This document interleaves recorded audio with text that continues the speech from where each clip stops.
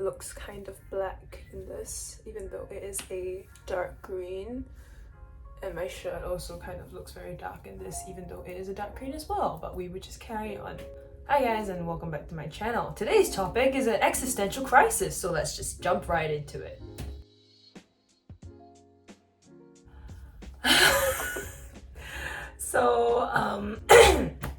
I'm still recovering from the whole tonsillitis situation. I now have 8 new ulcers in my mouth.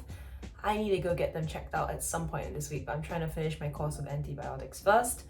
And I'm also currently putting off my readings for a 9 a.m. class that I have tomorrow because this has been bugging me for a while, and it's something that I wanted to talk about because I think that talking about it is quite important. I feel like it's something that people can relate to, and it's something that I think people will either have their own opinions about or find some comfort in hearing that they are not alone in struggling with these things. So, existential crisis. What am I dealing with? Why am I having one? What's up?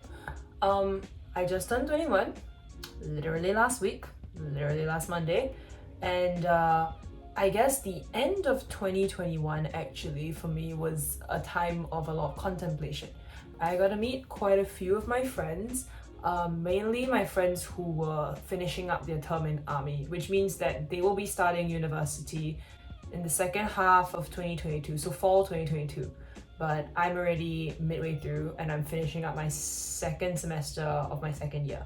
And we are the same age, but because of like the whole army thing, we're at different stages of our lives. And that also means that for them, they are already planning ahead for their futures because they already have their like almost 5-year plan, 10-year plan set in place. And for me, it was a little bit daunting to hear that because while that works for some people, it's not something that actually works for me. Because in the past, when I did do a lot of forward planning, me looking at primary 4 me saying, hey, I want to go to Oxford, it didn't bode well because in my final year of junior college, when I actually applied for my dream university, I got in! Great job to me! But I didn't actually go to the university, and that is mainly because of the situation that is happening right now. We love that for me. Because of that, I had to think it through, and I thought maybe a local university would be more feasible because it is not worth to be paying for Zoom classes and you have no idea about whether or not you're actually going to get back to the university. And there's also the additional problem of traveling back and forth between your university and your home country, and it's just a mess. So like, I took the more sensible solution, in my opinion, to stay here, even though it hurt me so badly because I was gonna go and study in Hogwarts for my uni. Nevertheless, I moved on from that, and now I'm in my current university, which is a local university. I'm living my best life as much as I can, but I've also, because of that experience, been scarred in the sense that I tend not to plan too far ahead, and it can come as a shock to me to have to plan far ahead now because I don't have a good experience with it clearly. Just today, I had to start planning ahead for exchange programs and starting to map certain modules over so I can try and go on exchange for one of my semesters. And that was something I hadn't been planning to do for a little bit, should have done a little while ago, but because of the whole idea of planning ahead and just like lack of motivation, I haven't been able to do it. So that puts me in a position of being like perpetually stressed about things and also just like stuck. Because for me, a 5-year plan is something that I'm terrified of. I can't imagine what I will be like in the future, and I don't want to fix my plan anymore because what if something else happens and I can't do the job that I want to do and I can't end up in the industry I want to end up? It's something that worries me, and there is only so much planning I can do for that because I used to be the kind of person who would have plan A, plan B, plan C, plan Z, plan Z. I would try to prepare for every single outcome as much as possible because I was terrified of things not working out. And that's not a very healthy way to live because you kind of just have to roll with things and just feel it out and then react on the spot. But I used to be terrified of that. So now I'm terrified of the opposite, which is I'm terrified of keeping things too fixed. So because if things are too fixed and something happens and I'm not prepared with a backup plan, I'm screwed. I guess for my end, it just makes me think a lot about what do I want to do now, because I just turned 21. I am legally an adult. I technically had to start worrying about more things in life because I'm growing older. It's making me cherish the last bit of my youth quite a bit.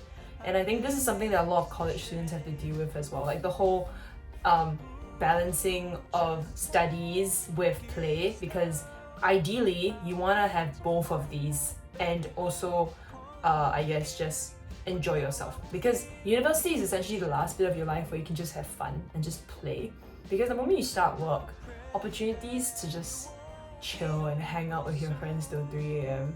don't come around as often anymore. And I think on my end, it's something that I treasure.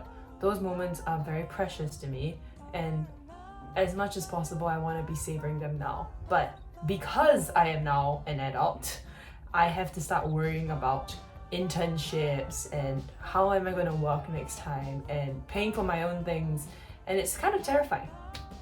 I mean, I live in a country where a lot of people have planned ahead for their lives. A lot of them already have their internships set out, they already have their dream jobs in mind, they already have linkages for them to go places once uni is done. And it's great for them, like I'm super happy for them. But I think like that is not everybody. And I think quite a lot of us, while we may know what we want to do, we're still kind of unsure, because it is I could probably go into this sector, but is it something that I'm driven to do? Is it something that I really want to do? That is something that I question a lot of the time, which explains why I swapped from wanting to do a psychology major to a literature major to a linguistics major, and now I'm a communications major.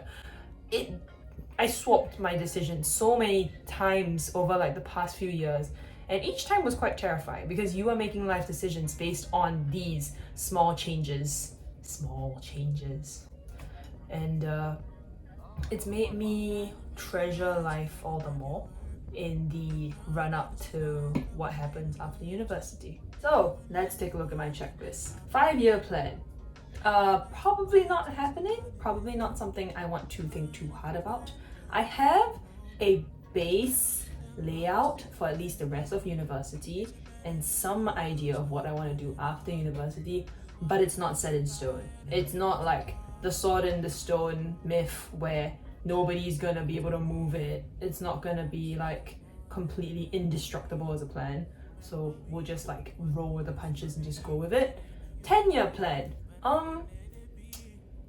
Not fixed at all.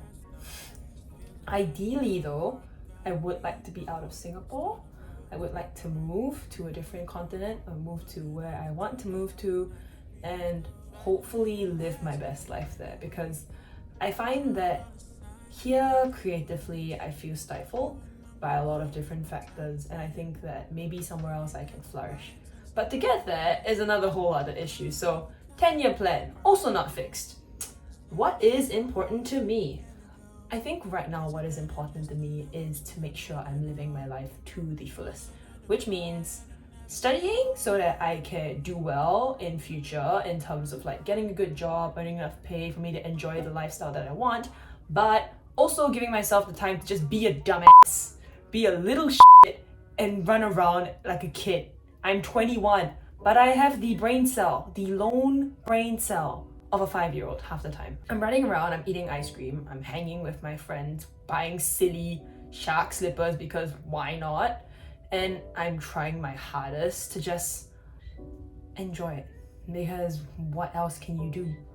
There's no point worrying perpetually about your future, because it has to be malleable. You have to be ready for change, and you have to be ready to accept that nothing is certain. And that's something that I've had to learn the hard way over the last few years. Finding myself. So I've dealt with a lot of like identity crises over the years in terms of like, who am I? What am I doing here on this planet? What am I supposed to be doing? What do I like to do? What defines me as a person? All these sorts of things. And I think in the past year, I've grown quite a lot in knowing that I'm just myself, and that I don't need people to define me with labels. I don't need people to validate my worth of existence. And my worth of existence isn't defined in my grades, 1, how I live my life, 2, and most importantly, 3, how other people want to pursue their lives. Because just because someone else's plan is set out for them already and they're sure and dead set that it's going to work for them does not mean it's going to work for you, and it doesn't mean that you have to gauge yourself based on those standards. Because I think a lot of the times, depending on the people that we are around or the environments that we are in, we may take in a lot of what other people are saying and what other people think, which means that we are susceptible to a lot of other opinions and other ways of living lifestyles. And that's completely fine, because at some point you may just think that I'm adopting someone else's lifestyle because I think it's actually suiting me and it's something that I never chose to consider, which is great.